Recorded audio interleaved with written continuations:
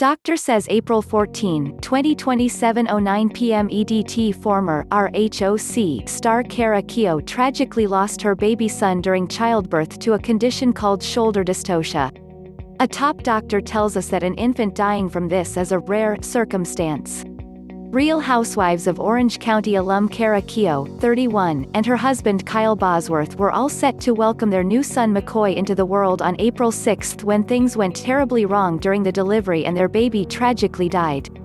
The infant suffered from shoulder dystocia, where his shoulder was caught inside Kara's pelvic region while his head had emerged.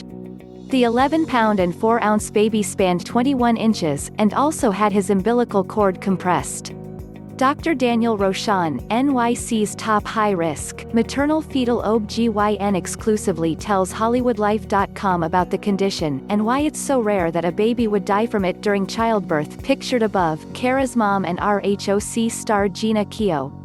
Shoulder dystocia means there was difficulty delivering the baby's shoulder. So what happens is the baby's head comes out, but when an obstetrician goes to deliver the shoulder, they can't. The reason is usually because the baby is too big, the shoulders are too wide, the mother's pelvis is too small for the baby. The baby's shoulder gets stuck behind the symphysis pubis, which is the bone right behind where the pubic hair is located, Dr. Roshan explains. In order to get the baby out, the doctor has to try a few different maneuvers. There are 9 or 10 different maneuvers an obstetrician can try to release the baby by hyperflexing the legs, pushing on the pelvic region, rotating the shoulder, delivering the posterior arm, etc.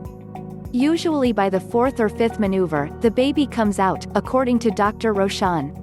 The last resort after an obstetrician performs all of these maneuvers and still can't get the baby out is to push the baby's head back in and do a C-section, but that's rare. Most of the time the obstetricians are able to do these maneuvers and get the baby out. Dr. Roshan says time is of the essence when a baby has shoulder dystocia during a delivery.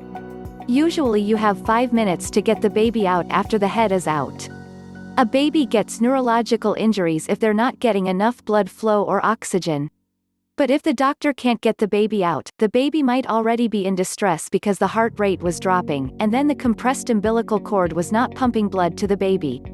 Then if it takes too long to get the baby out and the baby goes through stress and develops acid in the blood, that can cause brain injuries, he explains.